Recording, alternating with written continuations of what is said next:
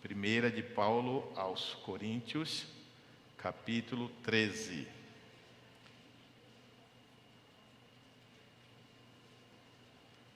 O versículo 12. Acharam? 1 aos Coríntios 13, versículo 12. Pode jogar o versículo aí, irmão? 1 aos Coríntios 13, versículo 12. Por gentileza.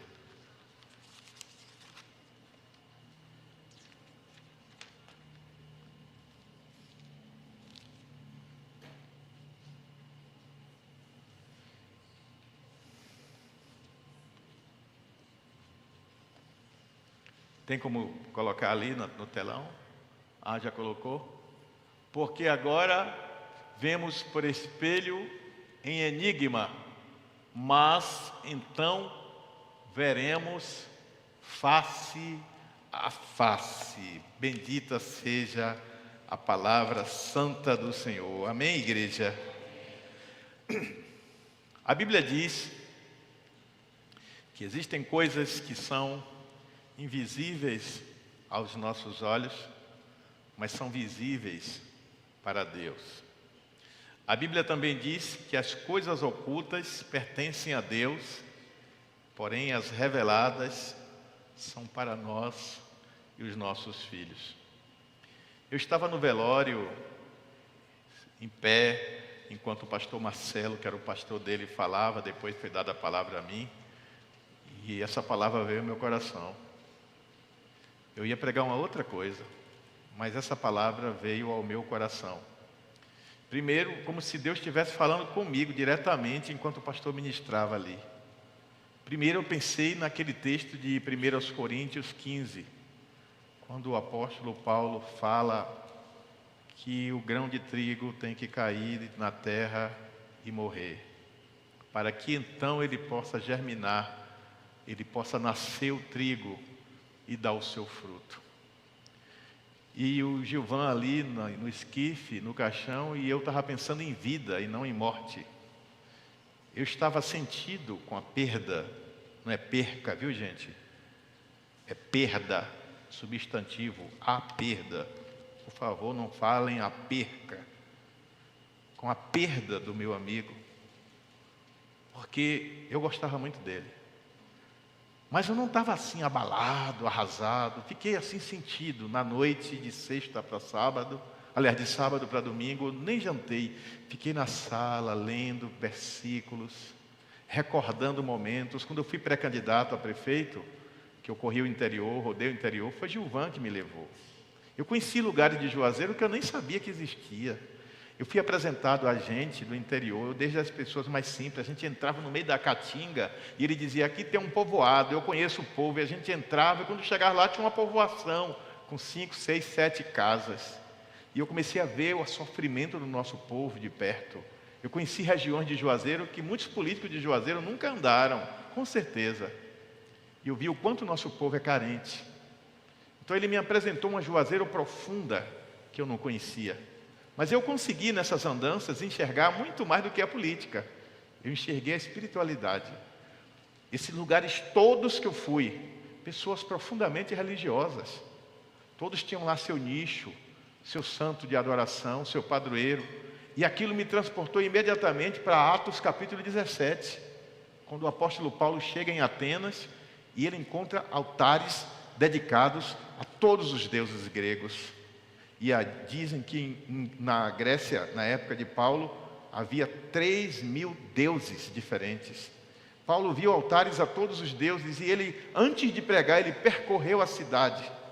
E quando ele percorria, ele viu um altar que não tinha estátua nenhuma em cima. E ele parou e olhou e estava escrito em grego, ao Deus desconhecido. Curioso, ele procurou os sábios daquele lugar e descobriu que muito tempo antes, uns 300 anos antes, houve uma praga que estava matando a população. Então eles sacrificaram animais a todos os ídolos e nenhum deles parou a praga.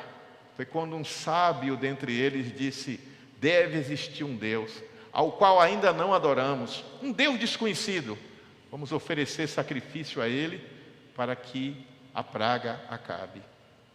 E eles não sabiam quem era esse Deus, nem que tipo de sacrifício. Então escolheram ovelhas e colocaram uma semana num lugar isolado, sem água e sem comida. E soltaram. E eles disseram, as ovelhas que forem direto beber água ou comer, essas foram rejeitadas. Mas as que se ajoelharem, ele escolheu. Isso está no livro O Fator Melquisedeque, um excelente livro de missões. E aí, algumas ovelhas se ajoelharam, mesmo depois de uma semana com fome e com sede. E as ovelhas que se ajoelharam eram ovelhinhas novas, com cerca de 1 ano, não tinham mácula, não tinham mancha, não eram aleijadas, exatamente a descrição do Cordeiro do Sacrifício. E diz a história, isso está na história da Grécia, que esses animais foram sacrificados e a praga acabou.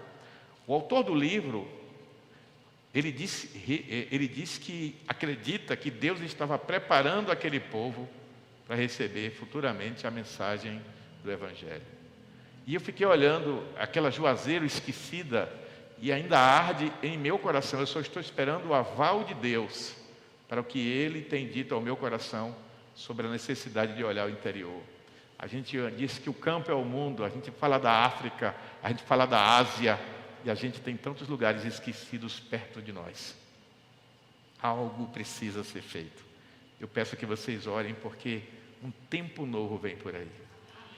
E eu olhando ali, veio a mensagem e veio uma frase na minha mente que já tinha esquecido dela, porque eu tinha me debruçado nesse tema para falar com vocês há um tempo, e eu parei e não falei. E eu senti que devia falar hoje. E é o seguinte, eu quero falar sobre o invisível que gera o visível. Quanto é 1 mais 1? Respondam. Vou perguntar de novo. Quanto é 1 mais 1? Vou perguntar pela última vez. Quanto é 1 mais 1? Errado. 1 mais 1 é infinito. Um dia Deus criou um homem e deu a ele o nome de Adão. Ele viu Adão sozinho, ele deu a ele um sono pesado, tirou uma parte dele e gerou um outro ser, só que fêmea, capaz de reproduzir. E da semente de Adão, com a semente de Eva, 1 mais 1, nasceu o terceiro, nasceu Caim. Claro, Caim se desviou dos caminhos de Deus, mas depois nasceu Abel. Abel morreu, mas depois nasceu Sete e outros filhos e filhas que geraram filhos. 1 mais 1 gerou a população da terra, de acordo com o relato bíblico, e eu creio nele. Mas o que eu quero dizer com essa história de 1 mais 1 é igual ao infinito? Você tem uma semente de um homem, uma semente de uma mulher, que gera um filho ou uma filha, que vai gerar outros, de modo que você não sabe a sua origem. Hoje existe o teste do genoma, que pode determinar de quais regiões do mundo você descende, você tem ancestralidade. Tem um ator aí que o povo brinca dizendo que parece comigo, o Samuel Jackson. Eu estava lendo sobre ele, ele descobriu, através do teste do genoma, que a descendência africana dele veio de um país chamado Togo. Eu nem conheço esse país. A ascendência dele é da região do Togo e de uma tribo lá, porque eles já mapearam o genoma dessa tribo e o dele bate. Tem um homem que mora na Polônia que ele é antissemita, quer dizer, anti-judeu. Ele odiava judeu e ele se submeteu a fazer esse teste do genoma e descobriu que um grande percentual dele é judeu. Ele não sabia que ele foi um judeu adotado por católicos para escapar da morte. Ele não sabia disso. Muitas pessoas estão muito preocupadas em imediatismo, em que as coisas aconteçam. E eu estava ali olhando aquele meu amigo, com o corpo dele ali, e me lembrando dos momentos em que ele foi meu amigo de verdade, em que ele veio ao meu encontro. em momentos que a igreja dividiu, que saiu gente, ele do nada me procurou e me trouxe palavra de conforto, me mandava uma mensagem: você é homem de Deus, tem uma promessa sobre a sua vida. Como ele foi bênção na minha vida, e ele foi bênção na vida de outros. Ele tinha um temperamento muito forte, e as pessoas diziam: ele é polêmico. Não, ele tinha uma opinião firme sobre o que ele acreditava, mas ele foi bênção na minha vida muitas vezes. E quantas vezes aquela palavra foi boa para mim?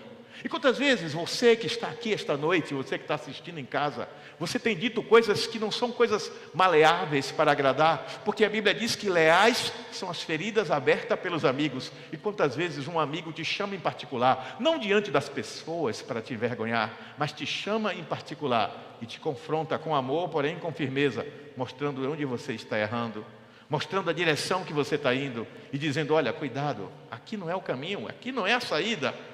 E essa voz firme, que se contradiz com o que você está querendo, é a voz de quem te ama. Eu fico imaginando como Deus olhou do céu e deu Eva para Adão e Adão para Eva. E Adão se deixa levar pela vaidade de manter a sua aliança com o visível, Eva, e come do fruto.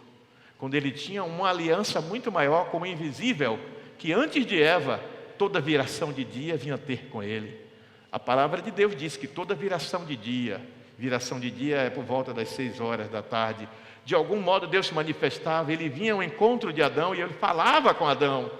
Adão era tocado pela presença, e essa presença, ela comunicava que Deus estava ali, e aquilo trazia paz, regozijo, alegria, gozo espiritual à vida de Adão. E nós vivemos no século da correria, no século dos 3 segundos, que a gente olha rapidamente no celular, 3 segundos, essa não. Você sabe como ficar rico? Opa, gostei disso. Você quer ter vitória em tudo? Opa, 5 maneiras de fracassar. Sai para lá, não quero isso. Os 3 segundos que você olha alguma coisa e que te desperta interesse, te captura ou não. E nós vivemos esse imediatismo em que queremos ver as coisas acontecerem no estalar de dedos. Não temos mais a paciência de esperar a semente cair na terra, morrer e germinar. Bento, meu neto, tem 5 anos. Ele está sendo criado pelos pais, com auxílio dos avós, mas são os pais que estão criando, passando princípios, valores, dentro da mente de Bento, na estrutura de Bento, física, psíquica. Tem muito de Felipe, tem muito de Vitória, mas também tem muito de seu Hugo, muito da mãe de Vitória, muito de mim, muito de Nilza, muito de Maninha e de todo mundo que veio antes de todos nós. Isso se chama DNA. E as pessoas demonstram tendência para isso ou para aquilo, tanto quanto podem desenvolver doenças. Elas podem desenvolver aptidões, mas tem algo que é próprio da pessoa, que ela vai construindo ao longo da sua vida, da sua caminhada, das suas escolhas, da sua assertividade. Assertividade é a capacidade de ser firme na defesa de algo, na proclamação de algo. Mas existe também a frouxidão, a covardia. Nós às vezes não somos ensinados a produzir, somos ensinados a consumir. E é por isso que na era digital as pessoas querem as coisas prontas, elas não querem mais ter o trabalho de fazer. E Deus está chamando a sua igreja e dizendo: eu quero uma unidade com você, eu e você, 1 mais 1, gerando o sobrenatural na terra. É disso que eu estou falando. O 1 mais 1 que é igual ao infinito sou eu e Deus, você e Deus, uma união espiritual que pode levar você a uma transição de compreensão da realidade numa dimensão que você nunca pensou. Paulo, escrevendo o capítulo 13 de Coríntios, ele fala sobre o amor, ele fala sobre a fé, ele fala sobre a esperança. Ele diz que essas 3 coisas permanecem nos céus. Ele diz que de todas as 3 o amor é a maior. E ele nos convida a exercitar a prática do amor como arma de transformação. Veja bem, quando você assiste esses filmes de ação, aí o cara está lá tentando desarmar uma bomba que vai matar milhões de pessoas em Nova York, em Londres, seja lá onde for, e você fica atento no filme, o cara vai desarmar a bomba, porque você está preocupado em assistir, aquilo é tenso, aquilo atrai. Mas eu não estou falando de arma de destruição em massa, eu estou falando de uma arma de transformação em massa, o amor. O amor que move você ao sair de sua casa, para ir para o seu trabalho, ganhar o pão de cada dia para sustentar a sua família. O amor que move você, mãe, a se levantar de manhã, cansada, porque o sono às vezes não foi suficiente, e vai para a cozinha, preparar comida para o seu marido, para os seus filhos. E quando eles saem, se você tem uma outra ocupação, você, enquanto eles estão comendo, está se arrumando para ir também trabalhar, ou vai passar o dia envolvida em 1000 atividades, que na maioria das vezes não vai ter um obrigado, não vai ter um reconhecimento, mas é parte da sua missão, é parte do seu chamado. Mas as pessoas em volta não percebem isso. Gilvan estava ali no esquife morto, ele deixou 3 filhos, ele já tem netos, mas se ele não tivesse gerado ninguém, a vida dele teria sido inútil? Não. Quantas pessoas cruzaram o caminho dele, que foram tocadas por ele? E quantas pessoas cruzaram o seu caminho, e que você não tem noção da bênção que você foi na vida dessas pessoas? Quantas pessoas que te deram uma palavra, numa hora de desistência, mas você, movido pelo amor de Deus que habita em você, você recebeu aquela palavra, a absorveu e transformou em instrumento de renascimento. Quantas pessoas que já estavam desistidas de um casamento, desistidas da fé, desistidas de Deus, e alguém pôs a mão no ombro e orou. Cláudia disse há pouco que a sua filha falou que Bernardo foi a primícia dela para o Senhor. Isso é ressignificar a dor, é dar à dor um novo sentido. E todos nós somos chamados todos os dias a acreditar que 1 mais 1, eu e Deus, é igual ao infinito. O impossível aos meus olhos pode acontecer através da minha instrumentalidade. Os irmãos morávios, que existiram muitos séculos atrás, eles tinham uma paixão desenfreada por o Senhor e por a sua palavra. E eles começaram a orar por missões. Enquanto eles oravam por missões, cada dia um se convencia que tinha que ir para algum lugar do mundo. Eles estavam na Europa, lá naquela região mais ou menos onde é a República Tcheca. E eles chegaram a evangelizar até o Canadá e o Caribe. Olha de onde eles vieram. Esses homens vieram para as Américas, esses homens foram para a África, esses homens se espalharam pela Ásia, esses homens se espalharam pela Europa, pregando o Evangelho, porque estavam orando por missões e foram tomados do sentimento de que cada um poderia fazer a diferença. Diga, eu posso fazer a diferença, se eu estiver com o Senhor, porque eu e o Senhor, unidos, somos iguais ao infinito. Por quê? Porque você é o infinito? Não, porque aquele que é o infinito está ligado em você. E quando ele está ligado em você, o sobrenatural vem. Este é o poder da unidade entre você e Cristo. Não subestime o que Deus pode fazer através de você. E por que o Senhor está falando isso? Porque tem me incomodado a apatia, a frieza e a indiferença de muitos cristãos dessa e de outras igrejas, que se acomodaram a um estilo de vida de covardia espiritual, de comodismo, de se limitar a sair de casa, vir para a igreja, cantar alguns hinos, dar a sua oferta, ouvir a palavra, ir para casa e viver uma vidinha comum, como se isso fosse ser a vida cristã. E não é. A vida cristã normal é a vida no sobrenatural. A vida cristã normal é a vida da intimidade com Deus. A vida cristã normal é a vida da busca do Espírito Santo diuturnamente, manhã, tarde, noite, todos os dias, 24 horas por dia, 7 dias por semana, intimidade com Deus. Aonde eu for, no que eu estiver fazendo, Deus tem que estar comigo. Eu e Deus, 1 mais 1, operando o sobrenatural dele na terra. Mas eu tenho que querer. Tem gente que não evangeliza mais, não fala do amor de Deus. Tem gente que parou de crer até no inferno. Questiona se ele existe. O inferno existe, assim como existe o céu. A perdição existe, assim como existe a salvação. E muitos de nós vamos experimentar a morte. Eu creio que somos a geração que vai ver Jesus voltar. É a minha crença. Mas a maioria de nós possivelmente vai morrer antes disso. Mas a Bíblia diz que quem estiver no Senhor ressuscitará para a vida eterna. E quem não dormiu no Senhor ressuscitará para a vergonha eterna. Será lançado no lago de fogo, não porque é a vontade de Deus, mas por causa da desobediência à sua palavra. E a gente fica amaciando o Evangelho. amaciando o Evangelho, tornando ele tragável, suportável. A gente fica tentando adaptar o Evangelho às regras da contemporaneidade, quer dizer, dos dias de hoje, do que os dias de hoje considera certo e errado. Você não tem que ser grosseiro, você não tem que ser rude, você não tem que ser agressivo, mas você tem que ser verdadeiro. Você é luz para este mundo. Quando a Bíblia diz da boca do próprio Jesus, vós sois a luz do mundo, ele está dizendo que o mundo está em trevas.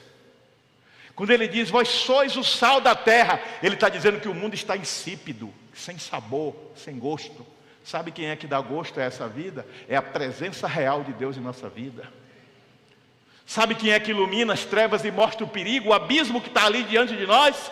É a presença de Deus conduzindo o nosso olhar. É a percepção espiritual, porque o homem natural vê tudo naturalmente, mas o homem espiritual, ele entende as coisas espiritualmente, e ele vê que ali tem um perigo, que o caminho é por ali, mas ali é um caminho apertado, é um caminho sofrido, ali tem pedregulhos, ali eu posso me arranhar nas pedras, aqui é tudo asfaltado, aqui é tudo tranquilo, mas o final aqui é caminho de morte, e ali é caminho de vida eterna. Mais um. Enxergando o invisível a partir do visível, sabendo que haverá coisas que você não vai ver nunca, você não vai entender nunca, você não vai compreender nunca. Eu já citei aqui algumas vezes e vou citar mais uma para reforçar essa argumentação, e eu ainda estou na introdução. Filipe não foi chamado para ser evangelista, Filipe foi chamado para ser diácono. Em Atos capítulo 6, quando a Bíblia fala sobre a instituição dos diáconos, é porque o povo de Jerusalém estava passando fome. Então eles foram a Pedro, que era o líder da igreja.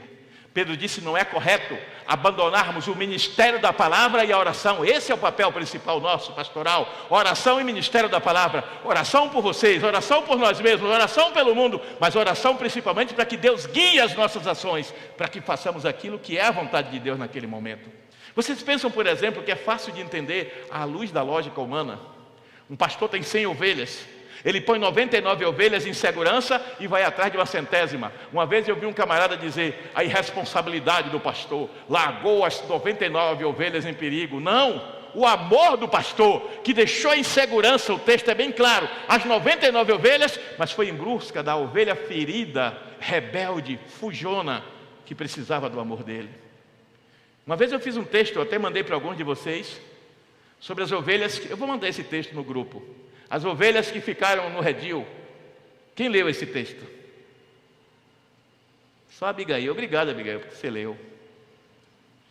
E eu criei um diálogo fantasioso, onde as ovelhas conversavam entre si, e uma dizia, é verdade, aquela fujona rebelde que não respeita nosso pastor, e ele lá foi atrás dela, e nós aqui, ó, sempre fiéis, do lado dele, e ele nos largou aqui e foi atrás dela. A outra, é verdade, ela deve ser mais importante do que nós. Cada ovelha argumentando, tentando entender a ação do pastor à luz da sua visão, e não é assim que é? Não é assim que é? Dia desses eu fui chamado para ir conversar com uma pessoa que não é crente, que tentou suicídio. Ninguém sabe quem é, a não ser a pessoa que me levou a pessoa. Eu gastei um bom tempo. A pessoa não se matou, está viva, não se converteu, está no mundo. Mas eu sempre que posso estou conversando com essa pessoa. As razões que levaram essa pessoa a tentar o suicídio, eu tenho minhas teorias, mas eu não disse nem para a pessoa nem para ninguém. Mas suponhamos que Hermi precisava conversar comigo sobre o culto de homens. Luzimar precisava conversar comigo sobre a intercessão. Pastora Lia queria conversar sobre alguma coisa administrativa. Pastora Nilza queria tratar comigo um assunto pessoal, da família. Tudo isso é importante? Sim, mas naquele momento aquela alma era mais importante, sim ou não? Mas eu não podia estar dizendo, olha, eu não vou poder estar dizendo, tem uma mulher ali que tentou se matar, eu vou atrás dela agora. Claro que não. Existe um momento que a ovelha precisa entender e orar pelo seu pastor, pelo seu líder, para que ele seja guiado por Deus em cada ação e esteja no lugar onde ele é mais necessário e urgente. Mas não só pelo seu líder, por você mesmo. Filipe foi escolhido para ser diácono. para cuidar dos órfãos e das viúvas, socorrer com alimentos, com as necessidades. Mas ele tinha dentro dele o Espírito Santo, ele tinha paixão pelas almas. Você pode dizer assim: o meu ministério é a mídia, eu não tenho nada com louvor, eu não tenho nada com intercessão. Mentira, você tem tudo com tudo, porque você é crente, e em você está o Espírito Santo. Não é porque você é do ministério A que você não tem a ver com o ministério B e C. Você tem a ver com o todo, porque o todo é a igreja é o corpo de Cristo, e você é parte do corpo de Cristo. Você tem que estar disponível para aquilo que for necessário. Quem diz amém a essa palavra? Eu não ouvi. Mas por que existe essa particularização? Porque às vezes precisamos de alguém que é de um setor para outro e bota má vontade. Por que cria obstáculos? Cadê a visão de reino? Cadê a visão de corpo? Como é que uma igreja vai florescer, prosperar, se não há disponibilidade? É como você chegar num hospital e chega lá, você está morrendo. Eu estou me sentindo mal. O que é? O meu coração. O médico diz: sou cardiologista. Não, eu sou ortopedista. Sente aí, peça para a secretária chamar um cardiologista. Ele é médico, ele tem formação geral. A especialização dele é ortopedia, mas ele tem que lhe socorrer. Então, se você tem essa mentalidade, que o meu grupo é esse, caia fora disso. Porque se for isso, eu destituo todos os ministérios da igreja e passa a ser tudo do voluntariado.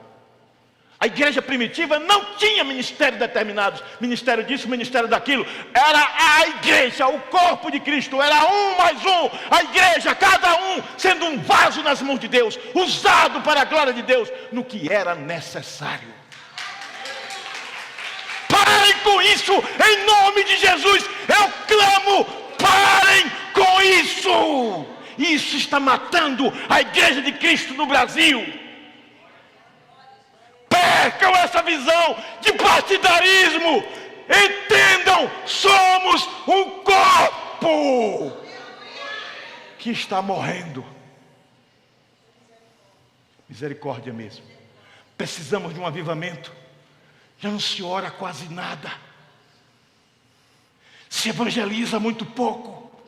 É um ativismo religioso desenfreado, evento atrás de evento, coisa atrás de coisa, como se ser crente fosse cumprir os rituais das programações. Igreja não precisa de programação, igreja precisa de vida no altar.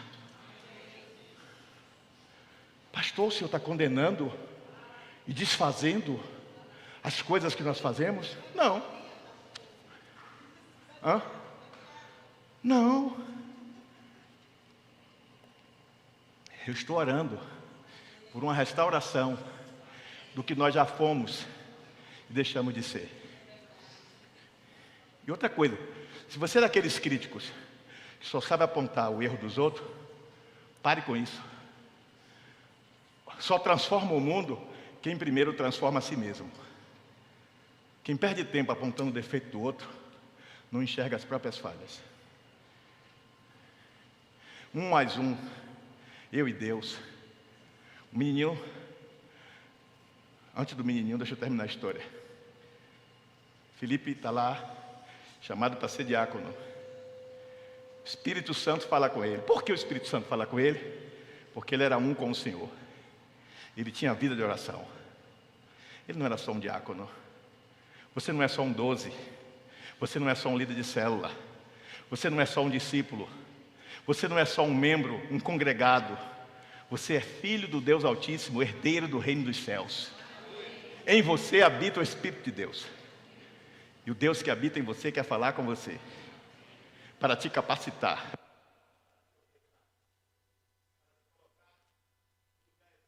Ele quer que você esteja orientando você a estar no centro da vontade dEle.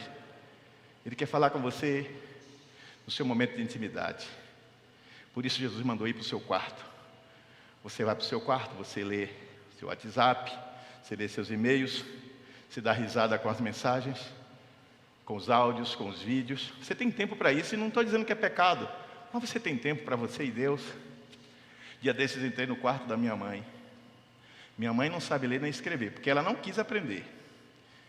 Eu me dispus. Tem 95 anos. Entrei no quarto dela porque eu ouvi um barulho e achei que ela estava me chamando.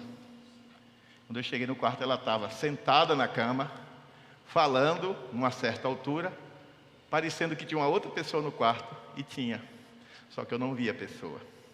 Ela estava falando com Deus. E ela faz isso todo dia. Se você tiver um pedido de oração, pode dar a ela. Sabe por quê? Ela não tem força nas pernas para andar. Ela não pode ficar ligando para evangelizar o povo por celular. O que ela faz?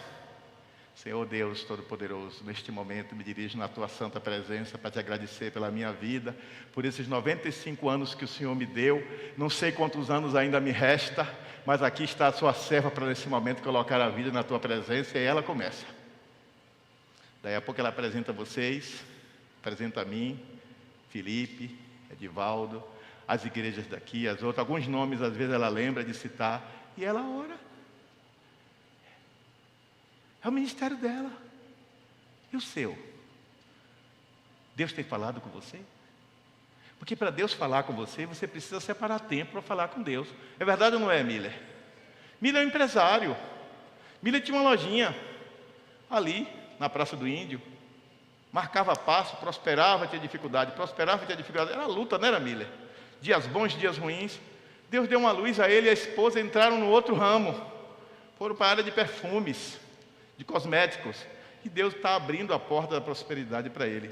Mas ele trabalha da hora que acorda à hora que dorme. Dá um duro terrível. Aí amanhã, quero profetizar, Miller vai ser um dos empresários mais ricos de Juazeiro. Vai ter mais 2 filhos, só tem uma. E aí alguém vê Miller passar e diz assim: ei, cara de sorte isso aí, né, rapaz? Era um pé rapado, só tinha uma lojinha ali. Isso me lembra uma propaganda antiga que passava na televisão, que o Junqueira passava. Quem lembra dessa propaganda? O Junqueira passava com um balaio na cabeça vendendo pão. Olha, lá vai o Junqueira vendendo pão. Aí no dia seguinte ele passava numa bicicleta com uma cesta na frente. Olha, Junqueira, está prosperando, compadre. Pois é, comprou uma bicicleta. Depois ele passava com uma moto e um reboque. Olha, rapaz, Junqueira. Depois uma Kombi. Por fim, passava um carrão escrito Panificadora Junqueira, espalhada em toda a cidade. Rapaz, como é que Junqueira conseguiu isso? É porque Junqueira estava trabalhando e a turma estava só vendo Junqueira passar. Você não pode ficar esperando que a prosperidade de Deus venha na sua vida, enquanto você fica só contemplando o que o outro está fazendo. Você tem que dizer: eis-me aqui, Senhor, usa-me a mim. E nesse contexto, Deus tem chamados específicos. Lembre o que eu disse: Felipe, Atos 6, foi chamado para ser diácono, mas ele se dispôs ao que precisava. Você é da dança, você é da intercessão, você é do louvor, você é da recepção, mas você está pronto para o que precisar. Você é da mídia, você é do ministério de infantil, ministério de mulheres, mas está pronto para o que precisar. Eis-me aqui, Senhor, disse Isaías 6, usa-me a mim. 1 mais 1, eu e Deus operando sobrenatural. Eu não quero trabalhar nisso, não. Desculpem, eu não gosto desse ministério, não me identifico. Mas aquele ministério está precisando de você. Você é voluntário no reino.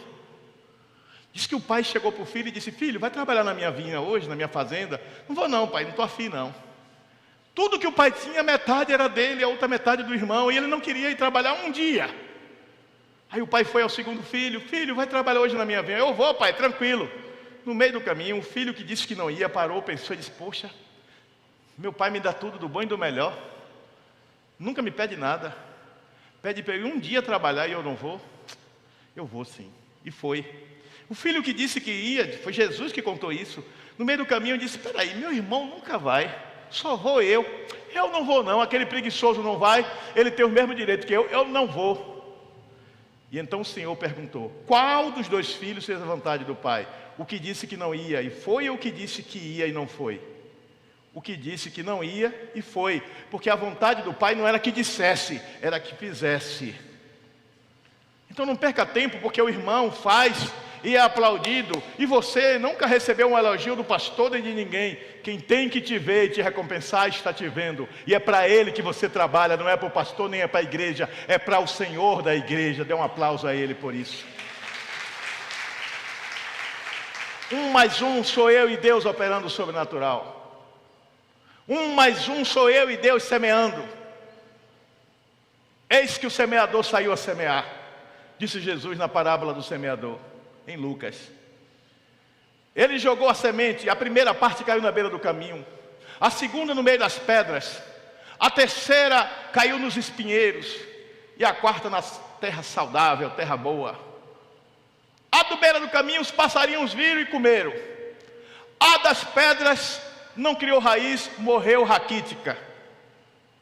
Não aprofundou, não foi até onde tinha água, porque era pedregoso. A do espinheiro, o espinheiro daquele tipo que tem lá no Oriente Médio, tapa tudo, a luz do sol não entra, fecha tudo, não teve luz, morreu. Mas aqui caiu na terra boa, diz a Bíblia que deu fruto a 30, a 60 e a 100 por um, para cada semente. Multiplicou. E Jesus Cristo disse que a semente é a palavra de Deus. Ele está semeando a palavra dele em nós. E ele quer que nós possamos dar frutos. Mas para darmos frutos temos que desistir da beira do caminho. Temos que desistir dos espinheiros que são os prazeres deste mundo, as coisas fúteis desta terra. Temos que desistir de sermos incrédulos e resistentes, como a terra embrutecida, pedregosa. É preciso ser terra arável, terra com humus. Humus é aquela terra em que os produtos orgânicos vão apodrecendo e criando solo fértil. É de humus que vem a palavra humildade.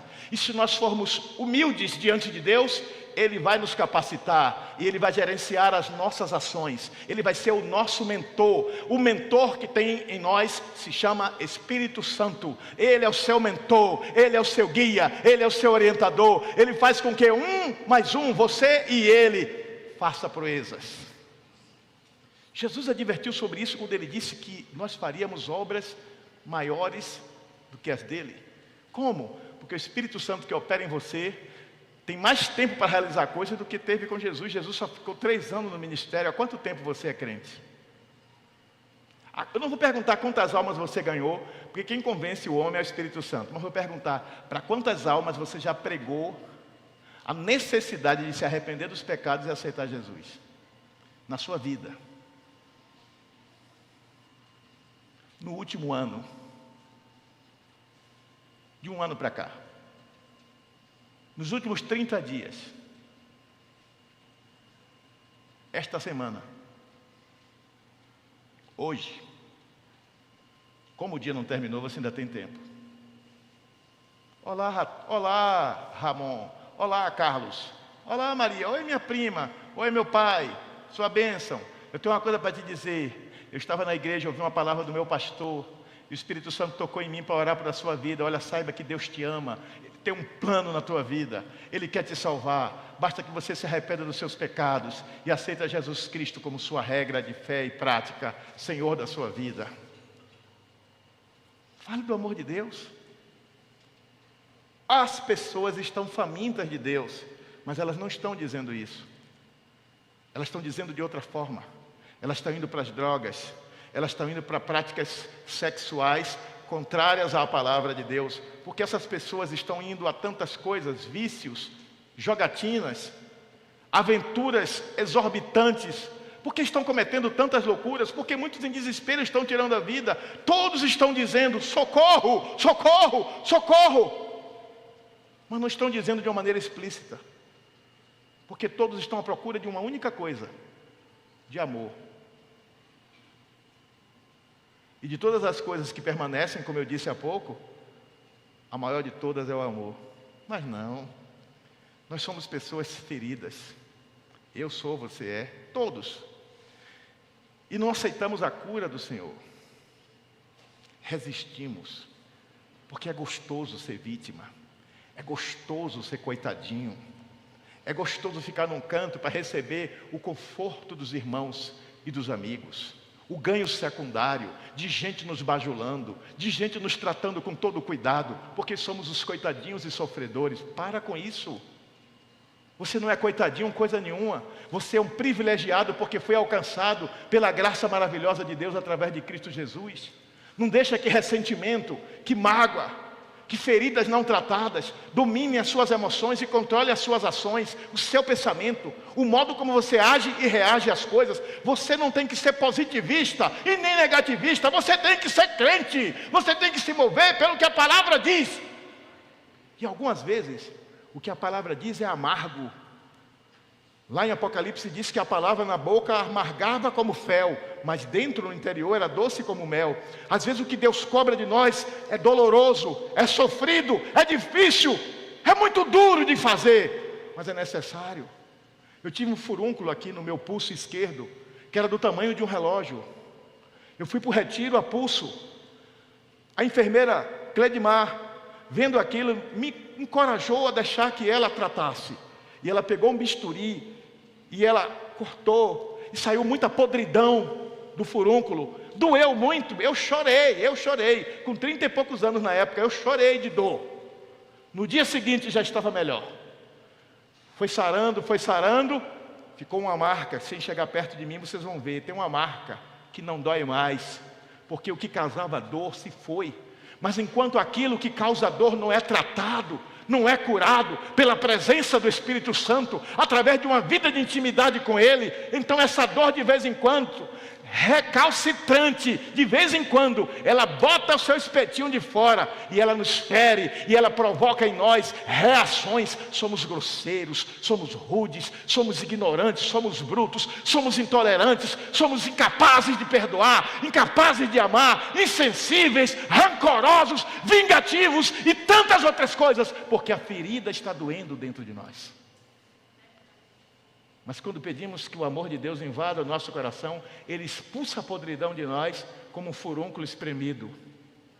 Dói para sair, dói muito, mas depois vem a cura, vem o alívio, vem a doce presença, a reconfortante presença do Espírito Santo, trazendo paz que excede todo entendimento.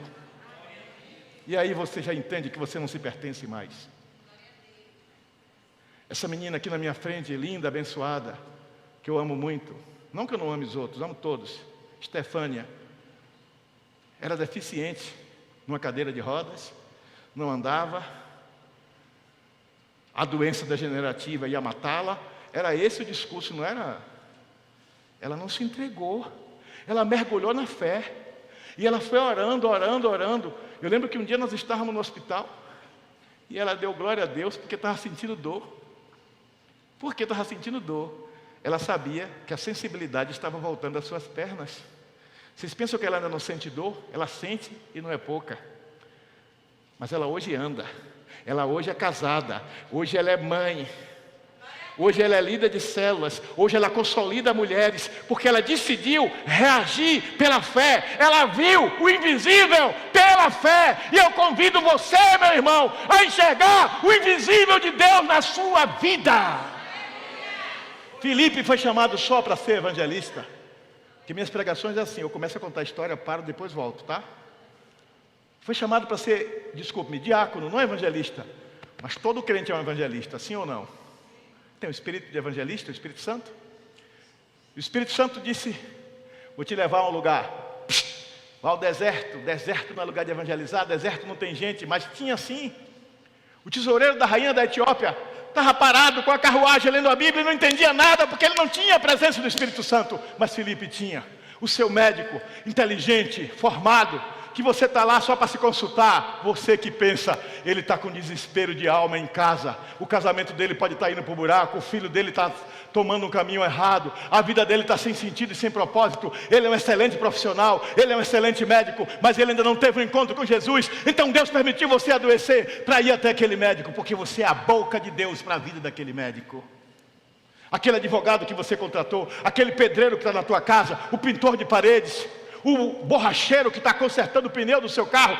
Essas pessoas Deus pode ter colocado em teu caminho para que você seja a diferença na vida delas. Não subestime o poder de Deus na sua vida, nem o poder de Deus na vida dos outros por causa de quem ele é. Ele é só um borracheiro, ele é só um gari, ele é um catador de lixo, ele é um ser humano que se vive em intimidade com Deus, vai ser usado por Deus. Filipe explicou a palavra. O tesoureiro da rainha da Etiópia se converteu e evangelizou toda a Etiópia. A menina na casa de Naamã limpava o chão, era escrava. Anunciou a Naamã que em Israel tinha cura. Ele vai a Israel, é curado, se converte e levou terra de Israel, porque disse: meu joelho nunca mais se dobrará em outra terra que não seja de Israel. Eu agora sirvo ao Deus de Israel. O poderoso general se tornou servo do Deus Altíssimo. Por quê? Porque uma menina escrava ousou falar de amor àquele que a oprimia. Ela era escrava, ela estava em opressão, mas ela escolheu amar. E você? 1 mais 1 faz a diferença quando é o amor que é o parâmetro. Estão entendendo o que eu estou falando? Que semente você decide semear no mundo? A semente da tolerância ou da intolerância? A semente do perdão ou a semente da vingança? Qual é a semente que você escolhe? Porque é gostoso se vingar.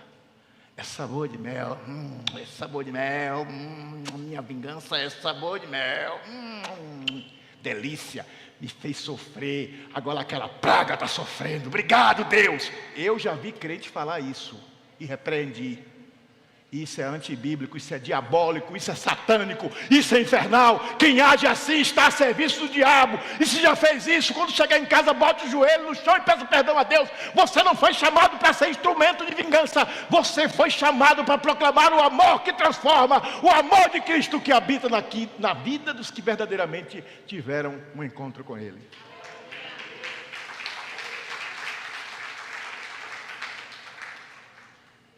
O invisível que gera o visível. A Bíblia diz que pela palavra Deus trouxe a existência. Haja e ouve.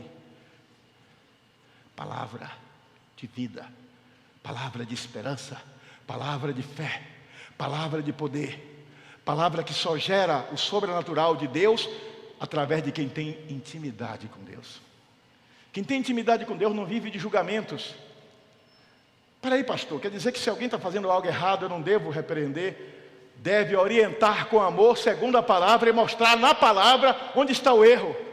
Mas convencido de quem vai ensinar a pessoa o caminho por onde ela deve andar é o Espírito Santo. Você é boca de Deus aqui na terra. Você não foi chamado para ser juiz. Você foi chamado para ser proclamador do Evangelho, que é a boa nova de Deus, que há esperança e transformação pelo poder daquele que deu a vida por nós, Jesus Cristo de Nazaré. Quando você entende isso, você não é mais movido por seu querer. Você ama as pessoas independente de quem elas são ou do que elas fazem, independente da condição delas, em qualquer aspecto. Você olha para aquela pessoa e você ama porque é um ser humano. A Bíblia não relata Jesus olhando para as pessoas e fazendo um diagnóstico: aquele ali não, porque aquele ali já roubou. Imagina Jesus passando embaixo da árvore onde estava Zaqueu. Aí Jesus olha de Zaqueu, ladrão, cobrador de impostos, saqueia dos irmãos para dar aos romanos. Esse não merece a minha graça. Imagina Jesus com a mulher cananeia, com a filha que era possuída por espíritos, que a jogava no fogo, jogava na água para matar. E Jesus olha: não é judia, não vou ajudar. Imagina o centurião a quem Jesus curou, um escravo dele. Jesus dissesse: não, esse é romano, opressor, não vou curar. Imagina se Jesus fosse praticar a seletividade de quem merece ou não que eu pratique o bem, como muitos estão publicando na internet. Eu publiquei essa semana reproduzindo algo que o irmão me mandou para testar a reação de vocês. Cuidado com o que eu publico, viu? Tem pegadinha, casca de banana. Muitos aplaudiram. Foi uma pegadinha. Porque o texto basicamente dizia que eu devo fazer o bem a quem me faz o bem. Não. A Bíblia diz que eu devo fazer o bem a todos. Sim ou não? A Bíblia diz que é para orar por quem me persegue, abençoar quem me amaldiçoa. Gente, querer o bem a quem quer o meu mal. Que fé é essa? Que evangelho é esse? É o evangelho do 1 mais 1. Eu e o Espírito Santo operando o sobrenatural de Deus. Agora diga comigo: dura coisa. Diga comigo, igreja: dura coisa é para muitos ouvir esse discurso. Muitos estão mentalmente aí elocubrando hipóteses de sim, mas tem certos casos. Não tem certo caso coisa nenhuma. O Senhor diz na sua palavra claramente: minha é a vingança. Eu retribuirei, e não você. Minha é a vingança, disse o Senhor. É Ele quem vai decidir como e quando e em quem agir, não é você. É duro, né? Porque aquela pessoa nos fez sofrer, aquela pessoa nos fez o mal, e ainda dói. Dói? Então ajoelhe e peça ao Espírito Santo para remover isso de você. Porque o Espírito Santo habita na vida de quem é crente. E se você é crente, o Espírito Santo habita em você. E se Ele habita em você, Ele vai remover. Porque Ele é consolador, Ele é curador, Ele é tratador de vidas, Ele é tratador de caráter, Ele é transformador de visões. Davi foi perseguido por Saul, que queria matá-lo. Saul entra na caverna para fazer as necessidades e evacuar. Senta lá. Davi estava escondido na caverna, num lugar escuro. Saul não viu. Saul tinha uma espada. Davi tinha uma espada e uma faca. Ele poderia vir por trás, esfaquear, matar Saul e virar rei de Israel. O caminho fácil. Ele vai calmamente, havia um manto sobre as costas do rei. Ele corta um pedaço do manto. No outro dia cedinho ele levanta de longe, lá em cima ele diz: Rei Saul, por que me persegues? Por que queres me matar? Se eu quisesse, teria te matado. Olha aí o pedaço que eu tirei do seu manto. E ele diz: és mais justo do que eu. No outro dia já queria matar Davi de novo, porque o homem mau, ele é movido pelo instinto mau. Mas você que tem o Espírito Santo de Deus, é movido pelo Espírito de vida, de amor, de fé e de esperança. Tome posse disso. Viva por fé e não por vistas. Não importa de onde você veio, o lar que você cresceu, os maltratos que você sofreu. Se você veio de outra igreja que era assim assado, se você veio de uma família que era desse jeito, daquele, não importa, as coisas ficaram para trás. Eu estou te desafiando a não ser uma cópia de Teobaldo, porque eu sou imperfeito, mas eu estou te desafiando a ser uma cópia de Cristo, que poderia com um estalar de dedo chamar os seus anjos e destruir todo mundo, mas Ele suportou a cruz por mim e por você. Ele morreu em meu lugar e no seu, para dizer que há esperança para os que creem. Ele não ficou na morte, Ele voltou para a vida, para dizer que os que nele confiam ressuscitarão, e você é um deles. Ele não proclamou o ódio e a vingança, Ele proclamou o amor e o perdão. Por isso que é difícil imaginar a mulher que é apanhada em adultério e é levada a Jesus, e a lei de Moisés dizia que tinha que apedrejar até a morte, e Jesus vai na contramão do que a lei de Moisés diz, porque Ele não veio para fazer aquilo que a lei dizia, Ele veio para mostrar uma lei maior do que a lei de Moisés. A lei de Moisés era olho por olho, dente por dente, mas a lei de Deus é perdão, arrependimento, transformação, salvação, vida eterna com Ele. Quem quer essa vida? 1 mais 1, eu e Deus, é igual ao infinito. 1 mais 1, eu e Deus, é igual a gerar o impossível. Eu escrevi um livro, com a ajuda do meu filho, porque ele pegou meu material, arrumou e me deu de presente. Agora ele lançou o segundo livro dele, ele já tem um livro publicado virtualmente, para quem não sabe. Agora ele organizou esse livro impresso. Eu quero profetizar algo para a vida dessa igreja. Vai ter muitos escritores aqui. Pode procurar Felipe, pedir ajuda, que ele te ajuda, ele te orienta como. Porque eu converso com vocês e eu vejo que tem muita gente inteligente nessa igreja. Gente que tem ideias fantásticas, gente que tem experiências maravilhosas. E isso precisa ser contado. Você, Abigail, tem tanta experiência. Você, Estefânia, tanta coisa linda que já vivenciou. Está na hora de transformar isso, olha. Para a gente um dia, a gente já tem até um nome, viu? Ieruxalá em livros. Para a gente um dia fazer uma exposição aqui com os escritores. Vai ter gente escrevendo livro de receitas, né, Luzimar? Ela não vai ensinar o truque dela, que ela perde os clientes. Vai ter gente dando dicas de direito, né, pastora Lia? Vai ter gente escrevendo sobre segurança, cuidados que a gente tem que ter ao andar na rua, em casa, não é, Erni? Vai ter gente escrevendo sobre educação, não é, Vanúbia?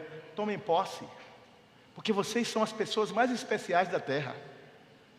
Sabe por quê? Porque todo aquele que tem o Espírito Santo de Deus, ele é especial. Nunca mais diga: eu sou um coitadinho, eu sou incapaz, porque você não é. Você tem o Espírito Santo, Incapaz e coitadinho é quem ainda não teve essa experiência, mas pode ter. Basta se render a Jesus Cristo como seu Senhor e Salvador. E o curioso é que eu ainda estou na introdução. E eu só tenho 20 minutos. Mas eu vou tentar terminar, entrar finalmente no primeiro tópico, que eu não entrei ainda. Essa visão de 1 mais 1, eu e o Espírito Santo, eu separei 3 aspectos para mostrar a vocês. O primeiro é que essa visão se divide em 2. A visão explícita e a visão implícita. O que é uma coisa explícita? Vocês sabem com quem eu conversei sobre isso? Para eu ver se ele conseguia me entender. Vocês não vão acreditar. Com quem? Com Bento. Bento, quanto é 1 mais 1? Ele disse, 2, vovô. Eu disse, não, é o infinito. Aí ele me olhou assim, eu comecei a explicar numa linguagem mais simples. E eu disse, tem a visão explícita e a visão implícita. E o bicho está naquela fase curiosa de perguntar tudo. Ele disse assim, o que é explícita? Aí eu disse, explícita é uma coisa que todo mundo está vendo. E implícita é uma coisa que ninguém está vendo. Ele, aí ele se cobre. O pai fala as coisas para ele para o que está fazendo e pergunta, não é não? Pergunta na mesma hora o que é aquilo. E essa fase curiosa deveria existir em nós em relação a Deus, sim ou não? Senhor, me faz entender isso aqui. Eu li na Bíblia, mas eu não estou entendendo. Espírito Santo, tu que habitas em mim, abre o meu entendimento, me ajude a entender isso. Eu vou procurar o meu pastor. Se ele não souber, ele vai procurar alguém que saiba. Tenha a humildade de saber que você não sabe tudo. Eu não sei tudo. Quantas vezes eu procuro amigos para pedir opinião sobre alguma coisa?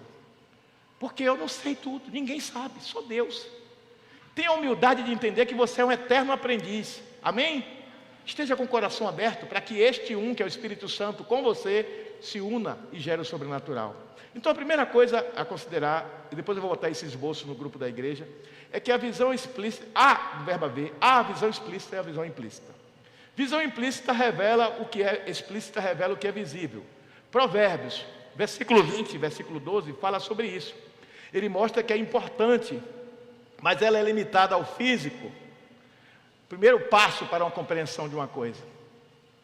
A Bíblia diz no Salmo 24 que os céus proclamam a glória de Deus e o firmamento anuncia as obras das suas mãos. Isso é explícito. Eu vejo as montanhas, eu vejo o pôr do sol, eu vejo a lua, eu vejo as estrelas, eu vejo os rios, os mares, está diante de mim. Mas a Bíblia diz que existem seres espirituais que habitam as regiões celestiais. E isso exige fé, porque eu não vejo. A Bíblia diz, em Efésios capítulo 6, a partir do versículo 10, que há uma batalha espiritual nos céus. E quando eu oro, diga comigo, quando eu oro, eu estou municiando o exército de Deus com as minhas orações. Daniel capítulo 10, diz que Daniel se devotou, se colocou em posição de oração por Jerusalém, pela restauração de Jerusalém. E a Bíblia diz que ele passou 21 dias em oração e jejum. E depois de 21 dias, o anjo Gabriel se apresentou a ele e trouxe a resposta de Deus às suas orações. Não é isso que diz a Bíblia? Mas o que foi que o anjo disse a Daniel? Desde o primeiro dia que aplicaste o teu coração à oração, o Senhor te ouviu e te respondeu. Mas o principado da Pérsia, que principado é esse? O espírito maligno que comandava aquela região toda. A Pérsia é onde hoje é o Irã. Então quer dizer que havia um espírito que comandava uma nação e ele colocou os seus exércitos para resistir espiritualmente para que a resposta de Deus viesse. E ele disse que ele resistiu e ele quase estava sucumbindo. Então quem veio ajudá-lo? Miguel, o arcanjo Miguel, e houve uma batalha nos céus. Você sabia que enquanto você ora, batalhas nos céus estão acontecendo?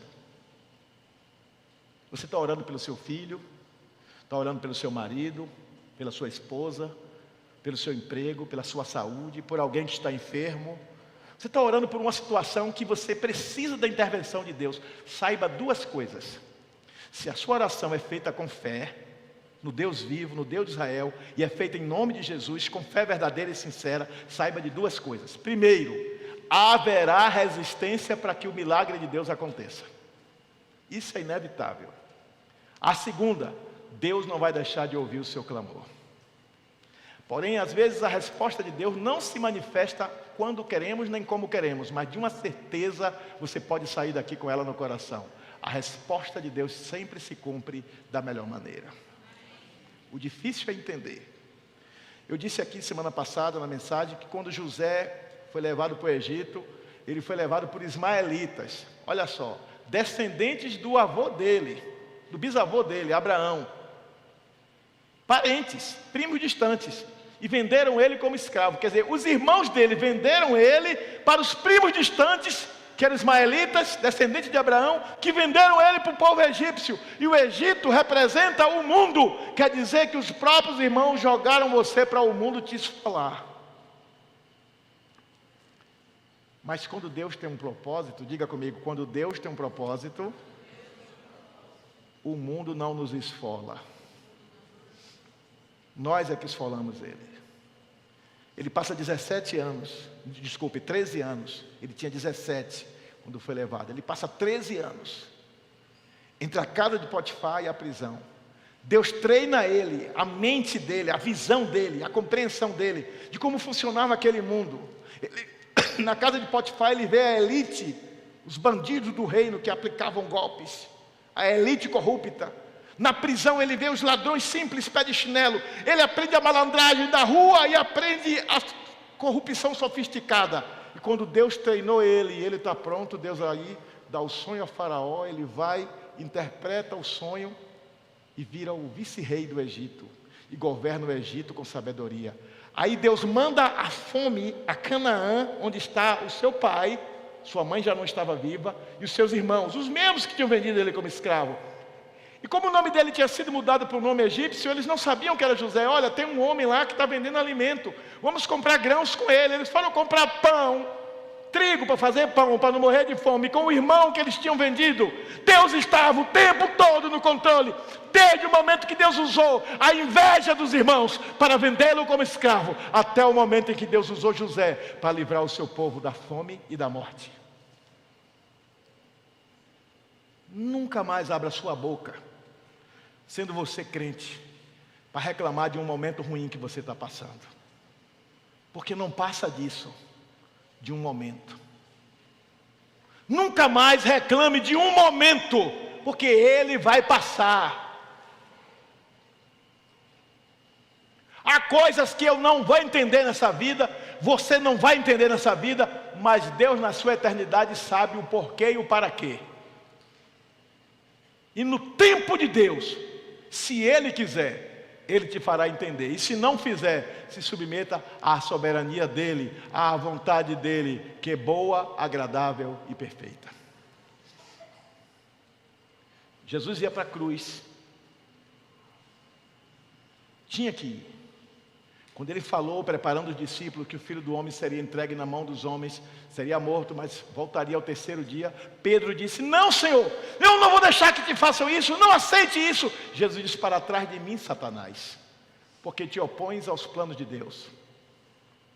Às vezes, a via dolorosa, a via da dor, a via do sofrimento e da dificuldade, é o caminho pelo qual Deus está nos preparando para algo que Ele quer fazer em nossa vida. Mas a nossa boca só sabe murmurar, e toda murmuração vem do inferno, murmuração não vem do céu. Murmuração vem do inferno no seguinte sentido: almas feridas murmuram, almas curadas glorificam. Repetindo, almas feridas pelo inferno murmuram e fazem o inferno regozijar. Almas tratadas e curadas, submissas à soberana vontade de Deus, glorificam mesmo em meio à dor. E o milagre vem, o sobrenatural vem, a resposta vem, a resposta de Deus correta, boa, agradável e perfeita, no tempo de Deus e na forma de Deus.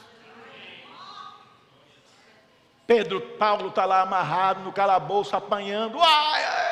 Glória a Jesus, tome surra, oh Deus, grande é o teu nome. E tome surra, porque expulsou o demônio de uma mulher. Foi esse o crime dele. Perto da meia-noite, terremoto, as correntes rompem, Nenhum preso foge, todo mundo com medo, porque viu um homem sofrendo e glorificando a Deus. O torturador disse: está todo mundo aqui? Está. O que eu tenho que fazer para ser salvo? Não tinha mais nada para fazer, a não ser reconhecer a grandeza daquele Deus. Porque quando você tem vida no altar, quando você testemunha, é um que é você e é o Espírito Santo do outro. 1 mais 1 é igual ao infinito. O impossível de Deus acontece. Diga: eu quero viver o sobrenatural de Deus. Está pensando que Deus quer você só nisso que você está? Você que pensa. E se Deus quiser te tirar de onde você está, fazendo o que você está, e te levar para um outro lugar para fazer uma outra coisa? Que Ele é Deus.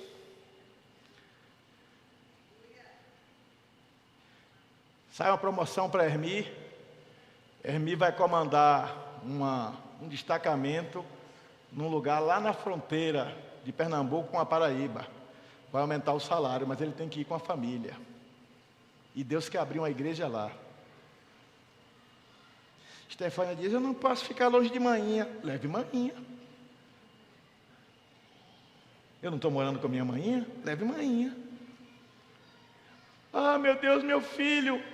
Desapega. Corta o cordão.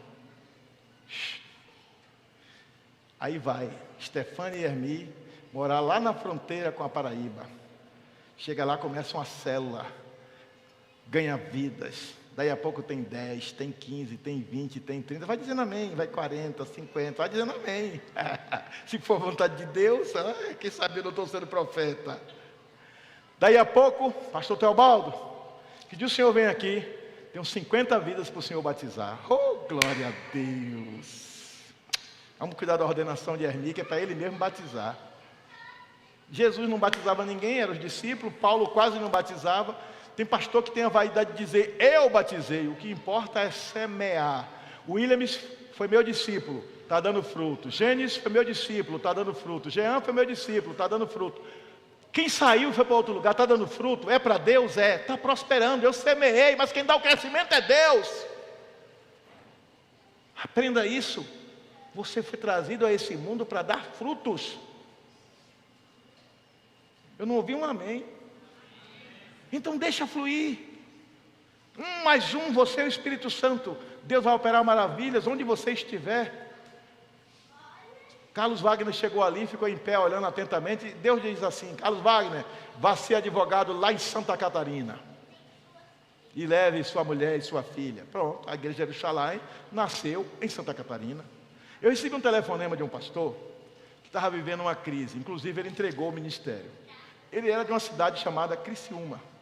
E ele queria que eu assumisse a igreja lá, que ele pastoreava. Queria que a igreja tirasse o nome e se chamasse Jerusalém. E eu não aceitei, porque não é dessa forma que eu vejo o reino. Entendeu? Não é assim que eu vejo o crescimento. Depois um pastor aqui do interior da Paraíba me fez a mesma proposta. Queria tirar o nome dele e botar Jerusalém e se ligar a nós. Mas eu também não aceitei, porque não é dessa forma que eu vejo o reino. Eu vejo o reino expandindo, ganhando almas para Jesus. E eu vejo muitos de vocês aqui sendo os instrumentos que Deus vai usar para isso. Basta crer no sobrenatural. Crer que você é boca de Deus na terra, que você pode ganhar almas. Você não tem amigos só para jogar virtualmente, só para bater papo, falar de futebol, de série, de TV, de dorama, seja lá o que for que você gosta. Você tem amigos para falar do amor de Deus, dizer para eles que eles são especiais e que você os ama tanto que vai dar a eles a coisa mais preciosa que você tem, a revelação da palavra de Deus. Como é que você ama seu parente, seu pai, sua mãe, seu irmão, seu filho, e você não fala da salvação para eles? Você não fala do risco da morte sem Cristo? Que amor é esse? Como é que você diz que ama sua mãe, seu pai, sua avó, seja quem for, e você não prega o amor de Deus para ele e para ela? Pregue, porque você não sabe quanto tempo eles têm na terra, nem você. Ah, mas eles vão me rejeitar. Problema deles, você cumpriu a sua missão. Não fale com grosseria, peça sabedoria a Deus, jejue, ore, leia versículos que reforcem a sua fé, fale com simplicidade, fale com verdade, testemunhe do que Deus tem feito na sua vida. E se Deus não tem feito nada na sua vida, aí temos um problema. Aí precisamos conversar. Porque um crente ele tem que ter vida no altar, intimidade e experiência com Deus. E se não tem, dobre o joelho e comece a buscar. Amém? Então diga comigo, a primeira coisa que eu tenho que pensar é que existe a visão explícita e a não explícita. A visão implícita, ela revela o que é invisível. Segundo aos Coríntios, por exemplo, vai nos mostrar no capítulo 4, 18, que Deus exige fé, paciência e sensibilidade espiritual. Somente assim podemos perceber o agir de Deus. Senão você vai achar que tudo é natural. Você tem um filho que do nada começou a ficar rebelde. Você tem uma pessoa, um irmão seu que de repente era da igreja, começa a se esfriar. E você começa a perceber espiritualmente a influência do maligno. Então você entra em batalha espiritual por aquela pessoa que você ama. Porque você tem a sensibilidade espiritual para perceber as coisas que outros não têm. Você, por exemplo, vai jejuar e orar uma vez por semana para o seu irmão. Porque seu irmão é amado de Deus. Que eu sei que ela chora e ora pelo filho. Mas eu estou te dizendo a você, você vai orar e jejuar pelo seu irmão. E um belo dia o telefone vai tocar, igual aconteceu comigo, porque eu fazia isso pelo meu irmão. A pastora Mirinalva ligou para mim e disse, tem uma notícia para lhe dar. Eu disse, eu sei qual é. Vai perguntar a ela, qual? Meu irmão aceitou a Jesus. Ela disse, como é que você sabe? Eu disse, Deus falou ao meu coração que quando eu me dedicasse a orar, Ele ia salvar meu irmão. Mas Deus não me falou que meu irmão ia ser pastor. E hoje ele é pastor. Você ama seu irmão, que eu já vi as suas demonstrações de amor. Ore pela salvação dele. Ele tem um coração bom. Ele só precisa voltar para os caminhos de Deus. Eu não estou falando com os pais não, que eu sei que esses já oram. E nem estou falando com o cunhado, eu estou falando com a irmã que ama. Isso vale para você que está assistindo em casa e que é crente e tem alguém que você ama. Vale para você que está aqui, que é crente e tem alguém que você ama, que está vivendo algum tipo de vida que não condiz com a palavra de Deus. Ao invés de criticar, dobre o joelho, jejue e ore. Porque o Deus que você serve é um Deus de amor, é um Deus de poder, é um Deus de transformação. Mas, além de ser esse 1 mais 1, uma visão explícita e implícita, é também uma visão de semente como processo invisível de crescimento. Diga, semente como processo invisível de crescimento. Esses dias eu fiz uma brincadeira com o Bento. Ele vai prestar atenção. Eu peguei uma vasilha e botei um monte de feijões e joguei água. Eu disse, olha Bento, daqui a alguns dias vão brotar. Todo dia Bento ia lá e disse, vovô, não brotou não. E ele falava assim, acabando de rir, tirando onda comigo. Claro, não tinha terra, só uma tampinha de vidro com os feijões jogados em cima, um pouquinho de água que secou no mesmo dia. Ele disse, vovô, você não sabe que para brotar tem que ter terra, e tem que ter água, e tem que ter luz. E começou a me dar uma aula. Dias depois, estava tudo tão murcho, tão xoxo, que Jesus pegou e jogou tudo fora. Ele disse, ei vovô, não deu certo sua experiência não. Tirou onda comigo. Eu brinco muito com ele, com as coisas. Para você frutificar, você tem que ter as condições certas. E se você quer frutificar no reino de Deus, quantos aqui querem frutificar no reino de Deus? Você tem que seguir o processo normal. A primeira coisa é entender que você é semente na terra com um potencial incalculável. Diga, eu sou semente viva de Deus sobre a terra. Tudo que Deus planta na vida do homem que crê, cresce e dá fruto. Porque ele vive em perfeita sintonia, aliado no sentido de aliança, e alinhado no sentido de estar de acordo com os princípios e os valores de Deus. A Bíblia diz que quando Davi estava conduzindo a arca, e a arca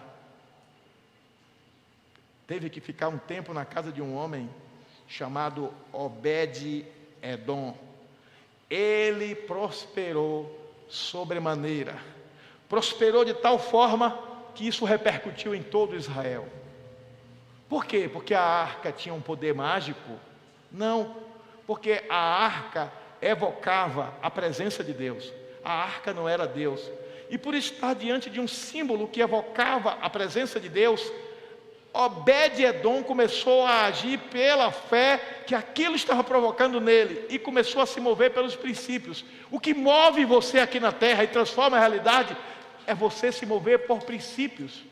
Não existe mágica, existem princípios. E quando você se move por princípios, os princípios de Deus, cumpridos em sua vida, atraem a prosperidade de Deus na tua existência. Como, pastor? Primeiro muda a sua maneira de pensar. Quando muda a sua maneira de pensar, muda a sua maneira de ver as coisas, sim ou não? Quando muda a sua maneira de ver as coisas, muda também a maneira como você se sente em relação às coisas. E quando muda a maneira como você se sente em relação às coisas, muda a maneira como você age e como você reage. Porque você já não age pelo que você acha, mas por princípios que você agora acredita, que você incorporou como sendo parte de você. Está claro para vocês? E quando muda o que você reage, é porque antes você reagia pela sua emoção. Mas como você agora é movido por princípios, e esses princípios são regidos pelo Espírito Santo, através da revelação da palavra, então a sua reação já não é uma reação emocional. Em espanhol, pasión, de onde vem passional. Não é uma reação da emoção, pasión, passional. É uma reação do Espírito, porque você não entende mais as coisas com olhar natural, não é a paixão, não é a visão emocional, você agora é movido pelo Espírito. A ideia de movido é a ideia de conduzido, é a ideia de quem é levado de um lado para outro, segundo a vontade de Deus, no mover do Espírito.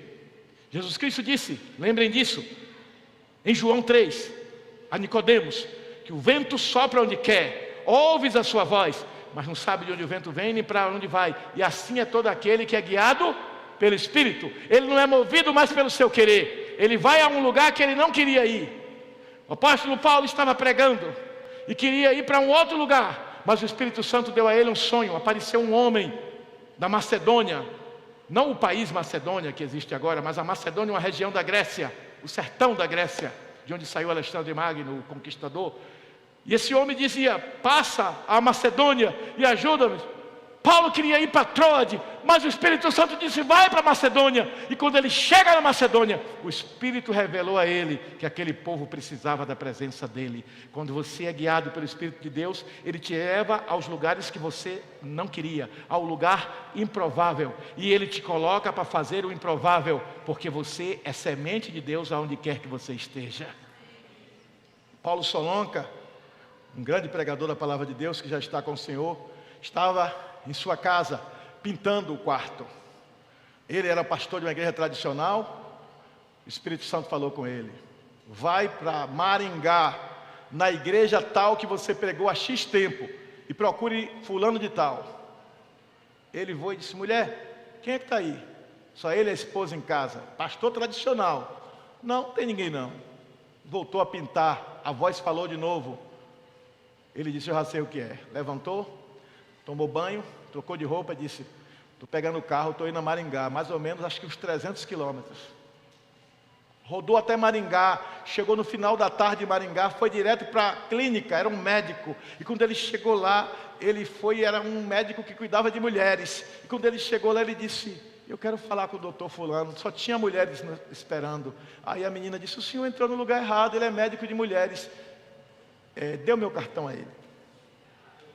Quando ela deu o cartão, o médico disse, dispense todas as pacientes, quando eu terminar essa aqui, manda o pastor entrar. O pastor entrou. Quando o pastor entrou, ele disse,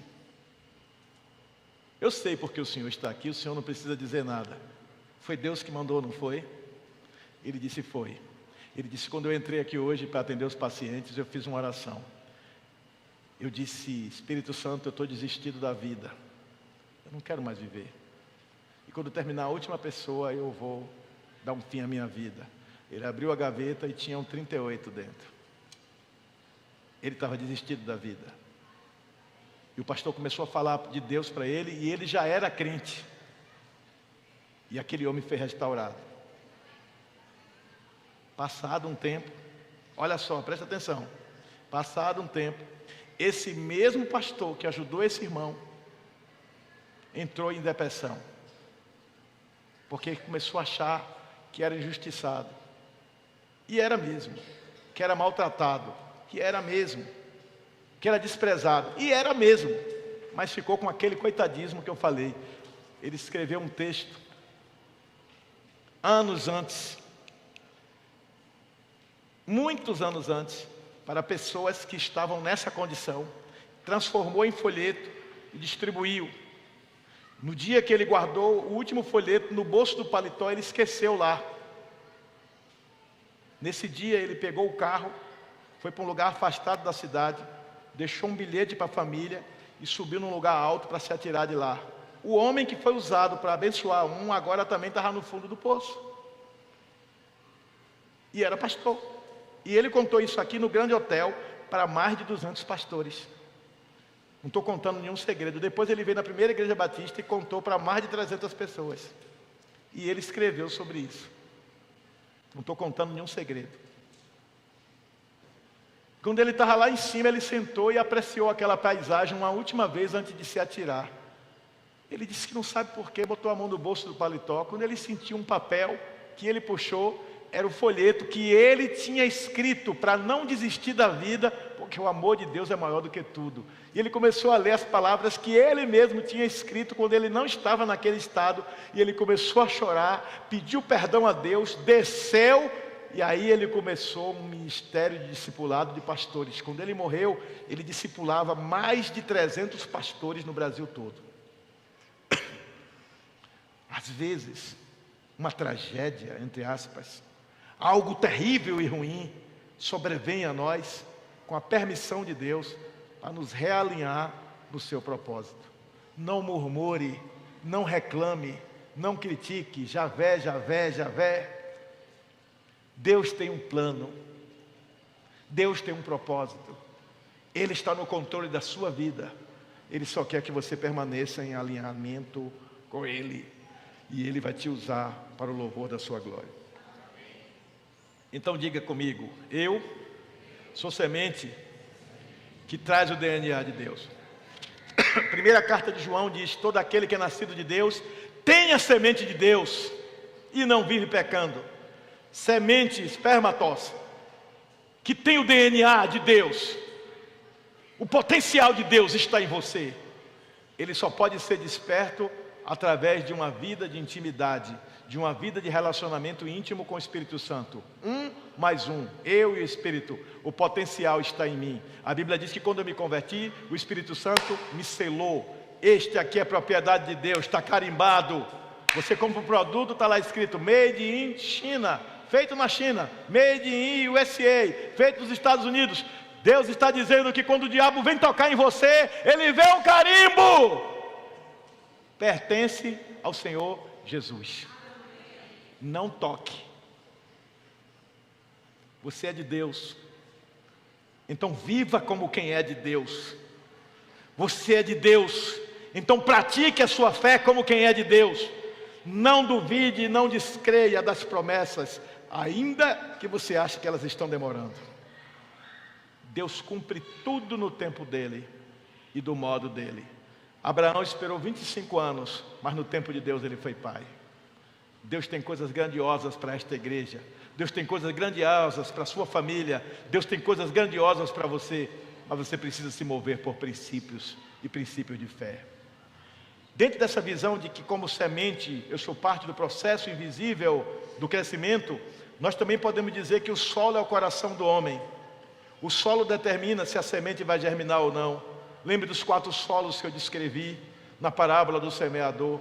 Seja solo frutífero. Solo frutífero é o solo aberto ao agir de Deus, sem reclamar. Simplesmente se submete a aceitar a semente da palavra como verdade absoluta, e nela se move no sobrenatural. Em último lugar,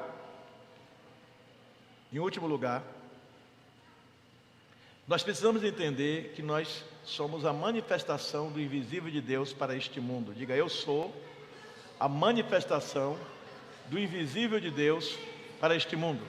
A Bíblia diz que o mundo espera com grande expectativa a manifestação dos filhos de Deus. Primeira carta de João fala sobre isso. O mundo está esperando, onde é que estão esses filhos de Deus? Hoje eu ouvi um vídeo que me fez refletir algumas coisas. Tem uma pastora por aí, ou pelo menos ela disse que é pastora, que ela disse que igreja que não demonia o povo todo culto não é de Deus. Igreja que não tem manifestação demoníaca não é de Deus, porque onde há altar que tem fogo, o diabo se manifesta. Então quer dizer que se tiver só crente vai ter que manifestar. Essas visões esdrúxulas, essas compreensões equivocadas das Escrituras estão se tornando regra para muita gente. Igreja boa é a igreja que adora assim. Igreja boa é a igreja que quando a pessoa entra já cai no chão falando em línguas. Igreja boa é a igreja que a pessoa quando entra e não é crente fica logo endemoniado e é libertado. Nada disso está na palavra. Igreja boa é aquela que é guiada, movida, controlada, gerada pelo Espírito Santo. Igreja boa é aquela que não vive para si mesmo, vive para Deus e para servir ao seu próximo. Essa é que é a igreja boa. Algumas vão ser pentecostais, outras não vão ser pentecostais, mas a igreja boa é aquela que vive segundo a palavra, em obediência a Deus e na submissão ao Espírito Santo. E crente bom é o crente que é movido pelo Espírito Santo, mediante a fé. É o crente que não tem medo de ser ridicularizado, quando ele tem um comportamento diferente do que o mundo está acostumado. Hoje eu vi um vídeo sobre um menino que foi levar, os pais foram chamados à escola, porque ele cometeu um erro grave, ele estava orando na escola. Eu lembro que uma vez eu fui para um restaurante, que era muito famoso em Salvador na época, chamava-se Baby Beef Paz Mendonça. Era um restaurante muito famoso. Você chegou aí lá, Deco, alguma vez? Não era muita gente, né? Eu almocei no Baby Beef, não era? Gostava de se gabar. Eu almocei lá. E quando chegou na hora de eu comer, estava eu e um jovem, eu fui agradecer a Deus, sentado na mesa. Ele disse: você vai orar? Pô, aqui? Por quê? Um lugar público assim, todo mundo olhando, aqui tem tanta gente importante. Eu digo, o mais importante é aquele com quem eu vou falar. Você tem que sim louvar a Deus em todo lugar. Não tem que ter vergonha. Quantas e quantas vezes eu estive em eventos políticos. Estava lá vereador, estava lá secretário, estava prefeito, estava não sei quem, até deputado. E eu na hora de comer agradecia. Não estava nem aí se iam rir de mim ou não. Você não tem que ter vergonha de ser crente em nenhum lugar, em nenhuma circunstância.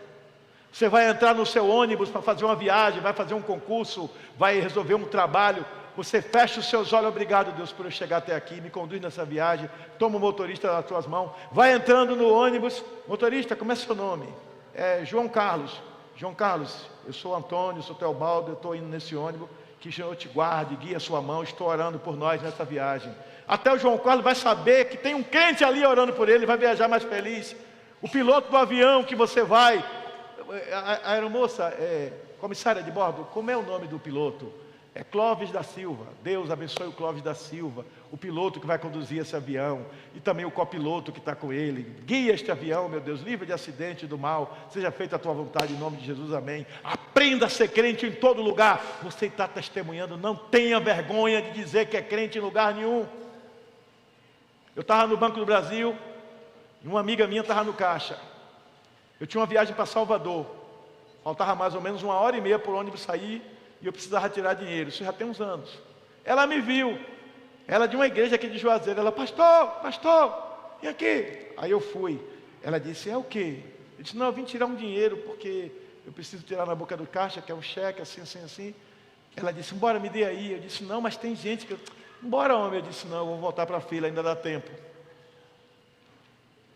Quando eu voltei para a fila, algumas pessoas me olharam e fizeram assim, ó.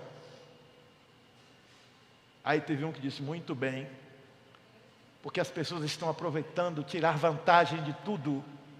Tinha gente que já estava naquela fila há um tempo. Se fosse uma situação de emergência, eu diria, pessoal, me perdoem, em nome de Jesus, vou pegar um ônibus, estou atrasado. Me perdoem, mas eu seria honesto com eles. Seja fiel no pouco, para que você seja colocado sobre o muito. Tem coisas grandiosas, tem coisas maravilhosas para serem geradas na sua vida. Dele vir sobre você. Você crê nisso? Vou pegar o outro aqui, porque esse aqui dá defeito. Aleluia. Deus quer fazer coisas extraordinárias acontecerem na sua vida. Basta tão somente que você se mova por princípios. Então a manifestação do invisível. Em primeiro lugar, você é fruto. E o que é que o fruto faz? O fruto revela a natureza da árvore. Jesus Cristo disse que Ele é a videira verdadeira. E nós somos os ramos. E é dos ramos que saem os frutos. Os frutos revelam a árvore.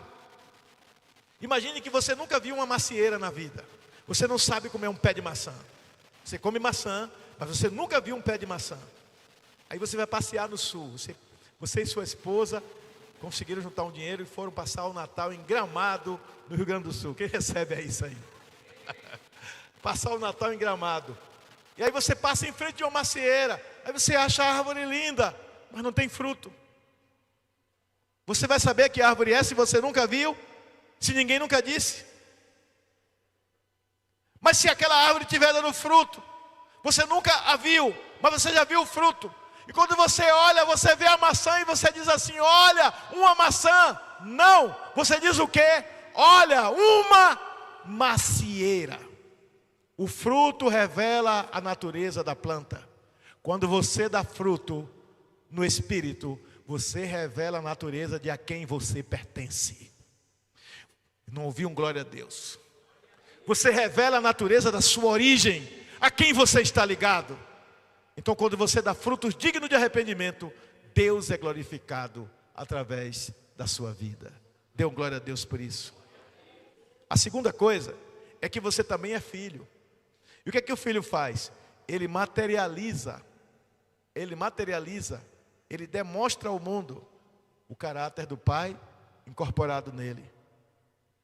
Ana Vitória, por exemplo, menina séria, jovem, não tão jovem.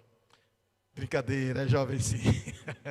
Ana Vitória, jovem, se parece muito com a mãe dela. É bastante assertiva, procura fazer a coisa dela correta. Ela tem um trabalho que exige ser honesto. Não pode ter trambique no trabalho dela.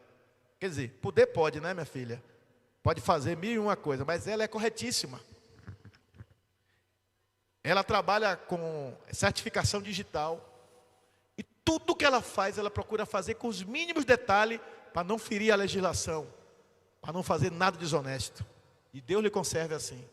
Porque já fiz serviço com ela para a igreja, quando era secretário, fiz para a secretaria e ela sempre foi correta. Ela é muito rigorosa nas coisas que ela faz. A mãe dela é desse jeito. Então a mãe é honrada na filha, porque quando alguém ouve dizer assim, Ana Vitória, corretíssima, também sendo filha de quem é, o pai se alegra pelo filho. Quando alguém elogia Pedro Felipe pregou, Pedro Felipe fez uma palestra, também filho do pastor Teobaldo, do pastor Anilson, glória a Deus por isso. Nós nos alegramos quando nossos filhos são honrados, sim ou não? Agora, se nós que somos humanos, imperfeitos, nos alegramos quando os nossos filhos são motivo de honra e de elogio, imagine como o nosso Pai Celestial fica quando o nome dele é glorificado pelas nossas ações. Em Mateus, capítulo 5, de 42 a 46, 47 e 48, o Senhor diz: pratique as boas obras diante dos homens, para que eles, vendo as vossas boas obras, glorifiquem ao Pai que está nos céus. 1 mais 1, eu e o Espírito Santo, operando o sobrenatural de Deus. O invisível trazendo, o visível trazendo à existência o invisível. Mas tudo isso faz o quê? Tudo isso glorifica a Deus e confirma a fé. João 15, versículo 8, que eu acabei de citar, nos mostra a materialização do visível, da fé no invisível. Porque um dia eu estava conversando com Samuel Vitorino, que é filho da irmã Maria Tereza, cunhado de Dalva, e ele é técnico agrícola. E Jean Fernando está ali para não me deixar mentir. E ele disse, Jean, é Jean que está ali, né?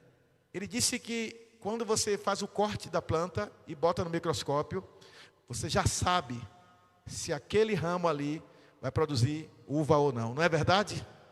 Quando faz o exame microscópico, ele está confirmando. Ele trabalha com uva. Já está lá gerado. Só não apareceu ainda. A mulher, quando nasce, ela já nasce com todos os seus óvulos, sim ou não? Eles vão o quê? Amadurecendo, não é isso? Aí quando chega a época que ele não é fecundado, a mulher menstrua e libera aquilo. Chega uma época que a mulher não produz mais óvulos. Ela para de ovular. Ela entra no processo da menopausa. Ela não pode mais gerar filhos. Aconteceu isso com a nossa mãe espiritual, Sara, mulher de Abraão. Ela não ovulava mais. Ela não podia mais ser mãe. Porque quando ela é abordada por Deus, ela vira para o Senhor e vira para Abraão e diz: mas eu não tenho nem mais o costume das mulheres. Quer dizer, eu não menstruo mais, porque eu não ovulo mais. Eu não tenho mais semente dentro de mim. Mas Deus disse: eu colocarei a semente. Eu farei você ovular de novo. E eu farei o meu filho Abraão gerar filho. Porque o Deus que você serve está te dizendo que ainda que a sua terra seja estéril, se você se move por princípios de fé, Ele vai fazer o impossível acontecer. 1 mais 1, eu e Deus é igual a infinito. Não há limite para quem se move pela palavra. Concluindo, o oculto de Deus será revelado no tempo dele, mas apenas na vida dos que confiam e se movem por fé.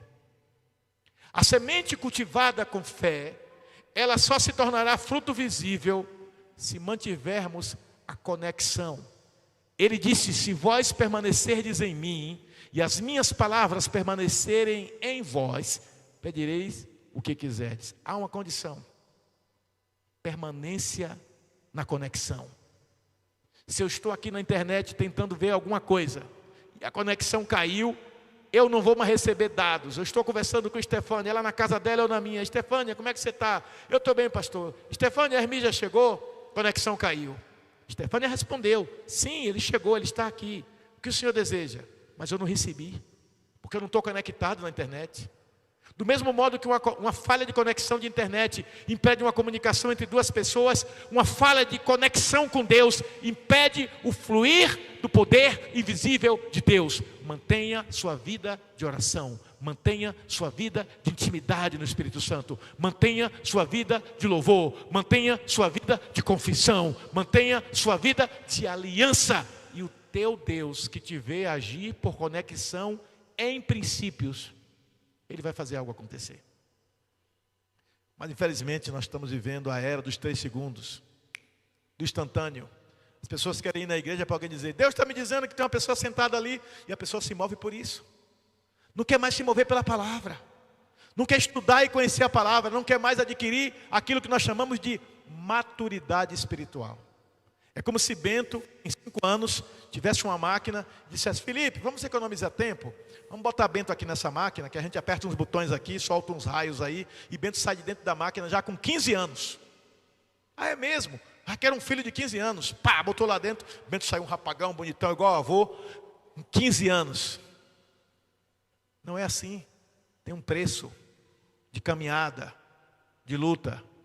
Ele é bebê, ele é criança pequena, ele é pré-adolescente, ele é adolescente, ele é jovem, ele é adulto, ele casa, ele tem filhos e todo o processo continua. Ele vai envelhecer, um dia vai morrer. Existe um processo. E quando nós queremos superar o processo, transpor o processo, quando não respeitamos o processo, não aceitamos o processo, que é o agir de Deus no tempo dele, do modo dele, atropelamos as coisas.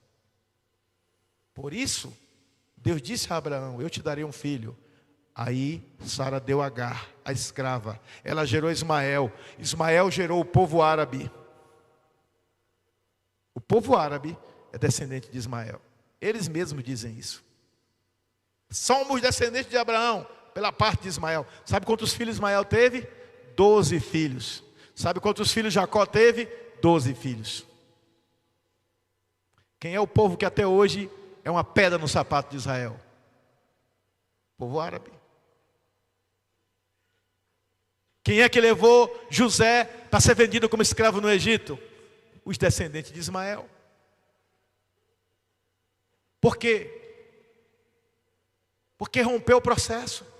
Deus disse: espere o meu tempo. Toma aqui a minha escrava, tenha um filho com ela, Agar. Não esperou o processo. Mas quando você paga o preço de esperar o processo e tem paciência no Senhor, A Bíblia diz: entrega o teu caminho ao Senhor, espera no Senhor, e Ele cumprirá as suas promessas. E às vezes a gente não quer fazer isso. A gente quer a resposta rápida. E aí a gente busca o atalho e a gente se afunda. Concluindo, vamos imaginar uma equação. 1 mais 1 é igual a 2. Mas eu te desafio hoje a ter a visão que Jesus teve do lanche do menino. Um menino que ninguém sabe o nome. Ainda bem que se o nome dele estivesse na Bíblia, acho que a maioria das crianças do mundo iam ter o nome desse menino. Levou o lanche dele. Podia ser egoísta. Na hora que Jesus perguntou: alguém tem alguma coisa de comer? O menino podia esconder, ir para trás de uma moita. Só ele que levou comida. Porque teve uma mãe previdente que preparou o lanche. Mas quando os discípulos saíram perguntando, o menininho disse: eu tenho 5 pães e 2 peixinhos. Tome. É o teu pouco. Presta atenção que eu estou terminando, por favor, tem gente conversando. É o teu pouco, quando colocado nas mãos de Deus, com fidelidade, com entrega, diga entrega, e amor, que vai fazer o maravilhoso sobrenatural de Deus acontecer. Jesus podia fazer aparecer pão, cair maná do céu, sim ou não? Mas Jesus queria a participação do povo. Jesus quer a sua participação. Por isso que eu digo, de hoje em diante, ninguém vai ficar parado nessa igreja. Se você não está envolvido em algum ministério, comece a orar e pedir ao Espírito Santo para te dar direção. Eu quero todos envolvidos em alguma coisa. Oração, recepção, louvor, mídia, dança, etc, etc. Deus tem um ministério para você.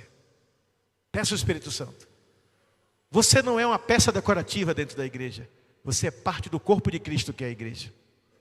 Mas se você estiver num lugar e precisar de você em outro, diga: eis aqui o servo ou a serva do Senhor, estou à disposição. Eu posso ouvir um amém? A igreja começa a crescer, um monte de carro parado aí na porta, umas pessoas estranhas ficam olhando o carro. Eu preciso de 5 pessoas para vigiar os carros. Mas eu sou uma advogada, pastora Lia, sou advogada. Eu sou um militar, eu sou uma aposentada. Cada um começa a dizer o que é. Como se por aquilo que você é, você não pudesse fazer nada. Eu fui no encontro de casais com Cristo, há uns 20 anos atrás, e tinha um senhor de Petrolina varrendo o chão, passando pano molhado no chão. Abigail conheceu ele. Não sei se ela lembra. Deixa o nome para lá. E esse homem estava limpando o chão. E aí um irmão aqui de Juazeiro, Deus já até levou, irmão Zito, disse: pastor, vem cá, conhece aquele homem? Eu disse: não. Ele se converteu em Recife. É um dos homens mais ricos de Petrolina. Olha o que ele está fazendo. Ele está passando pano no chão, pastor.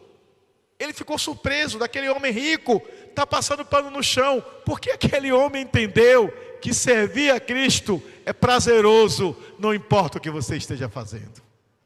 Se você foi chamado para limpar o banheiro, limpe como se fosse para Jesus em seguida usar. Se você soubesse que Jesus vai usar o banheiro depois de você limpar, você não ia caprichar? Faça tudo com alegria como se fosse para Deus. A igreja tem uma zeladora, mas a gente vai fazer uma convocação em breve para uma grande faxina que a gente vai fazer aqui. Aí você pode vir, está bem de saúde? Se não tiver, tudo bem. Mas se você puder, venha. Vamos fazer uma faxina geral. Nós tivemos que gastar um dinheiro inesperado agora na roça. Porque a roça estava para desabar o alpendre. Então tivemos que fazer um investimento alto lá, de última hora, botar profissional, comprar material, e ficou bom. Para consertar lá o telhado que baixou, selou e ia desabar. Mas eu já estava planejado a consertar toda essa parte aqui lateral, mandar pintar, mas eu vou fazer. Há coisas que nós vamos fazer usando o dinheiro que você oferta. Há coisas que nós vamos fazer em mutirão, não é porque não tem o dinheiro não, é para envolver a igreja. A irmã falou aqui que vai ter o gurizada na roça. Você tem filho? Tem neto? Tem sobrinho? Leve. A irmã falou que é para levar o almoço. Lá vai ter uma mesa bem grande. você vai botar o seu almoço, o outro também vai botar, e a gente vai fazer um junta-panela. Cada um vai pegar um pouquinho da comida do outro, você vai experimentar do tempero do seu irmão. Leve noz moscada e umburana de cheiro. Vai ser maravilhoso aquele momento de comunhão, de estar junto, de rir, de conversar, de conhecer o outro, de estar próximo. Como isso é bom dentro de uma igreja. E quando nos tornamos um no Senhor, e juntamos esse um que somos nós, a igreja, com o um que é Deus, aí, meu irmão, ninguém segura essa igreja. Porque o sobrenatural de Deus vem. Não precisamos convidar ninguém de outra igreja para sair da sua igreja e vir para a nossa. Porque não é isso que Deus quer. Deus não quer esvaziar a igreja dos outros para encher a minha. Não tem respaldo na palavra para isso. Tem gente que se alegra. Estamos recebendo muita gente de outras igrejas. Estamos enchendo a igreja. Deveria sentir vergonha. Porque está saqueando numa terra que não semeou. Inúmeras vezes, quando pessoas de outras igrejas vêm aqui, eu digo, converse com sua liderança. Eventualmente alguém vem, mas depois que eu dou orientação. Eu não quero crescer destituindo, despindo, saqueando o outro. Eu quero crescer ganhando almas para Jesus. E para isso eu conto com você. Porque eu e você juntos formamos um, que é a igreja, o corpo de Cristo, e do outro lado tem um, que é o Espírito Santo. Ele quer fazer o sobrenatural.